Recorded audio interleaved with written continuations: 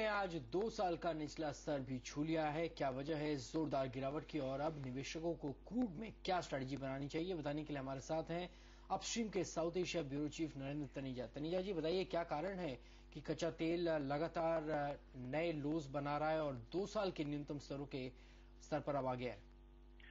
देखिए, आजकल जो वजह है, ये हमने पिछले कुछ दिनों में देखी है। उसकी मुख्य वजह है कि पूरी दुनिया में जो आर्थिक हालात चल रहे हैं और जिस हिसाब से इस बात की लोग इशारा कर रहे हैं कि जो अगला साल है 2009, वो कुल मिला के पूरे विश्व की अर्थव्यवस्था के लिए अच्छा नहीं होगा। तेल की डिमांड बहुत कम होगी, अर्थव्यवस्थाएं पूरी दुनिया के अंदर नीचे चली जाएंगी। जापान भी रिसेशन में आ गया है, भारत भी उसी तरफ जा रहा है। तो उसको लेकर के बाजार के अंदर दहशत है। और जो ओपेक ने अपना प्रोडक्शन कम किया, नॉन ओपेक कंट्रीज रशिया वगैरह ने भी कम किया, उसके बावजूद जो है वो तेल जितनी की इनकी मांग, इनके हिसाब से सब डिमांड होनी चाहिए थी, डिमांड नहीं हो रही है। अमेरिका के अंदर तेल के भंडार इकट्ठा होना शुरू हो गए हैं और इसके अलावा अन्य देशों की तरफ से जो मांग है ओपेक कंट्रीज में, नॉन ओपेक जो ऑयल प्रोड्यूसिंग है, वो नए ऑर्डर जितने जाने चाहिए तो उस स्पीड से नहीं जा रहे हैं। तो उसका नतीजा यह है कि कुल मिलाकर के दहशत आ गई है और दहशत का नतीजा है कि कीमतें नीचे जा रही हैं। तनेजा साहब, यहाँ पे अगले हफ्ते फिर ओपेक देशों की बैठक होने वाली है, क्या उम्मीद है वहां पे?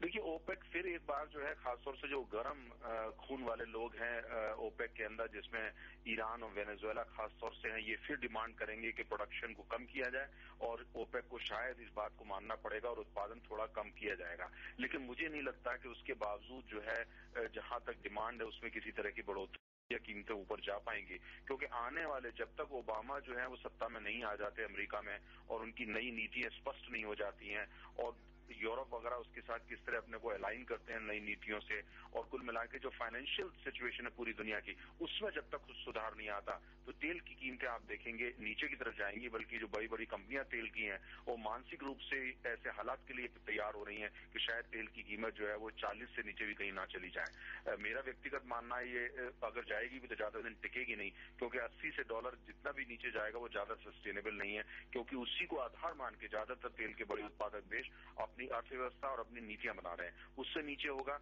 तो कई देशों के अंदर सोशल और पॉलिटिकल अनरेस्ट हो जाएगा, खासतौर से ईरान और वेनेजुएला में, क्योंकि उनकी अर्थव्यवस्था चरमराएगी। उससे सामाजिक व्यवस्था जो है वो और राजनीतिक व्यवस्था जो है वो जो है उसमें शिकंजे में आ जाएगी, जिसका असर ये होगा प्रोडक्शन कम होगा और तेल की कीमतें में दोबारा असर पड़ेगा। तनेजा जी, आप इंटरेस्टिंग बात कह रहे हैं। आप कह रहे हैं कि $40 के स्तर भी आ सकते हैं, तो क्या, क्योंकि ट्रेडर्स इसको वॉच कर रहे होंगे, तो $40 से $50 का एक ट्रेडिंग रेंज आप देखते हैं, ये मुमकिन है आने वाले दिनों में? बिल्कुल बिल्कुल। जिस हिसाब से देखिए, जिस हिसाब से आप देख रहे हैं कि खासतौर से अमेरिका के अंदर जो उनकी जो परचेजेज हैं, ऑर्डर्स हैं, वो एक्यूमुलेट होना शुरू हो गए हैं, इतना बाजार में तेल कंज्यूम नहीं हो रहा। इसी तरीके की खबरें जो हैं जापान से आ रही हैं, जो कि बहुत बड़ा इंपोर्टिंग कंट्री है।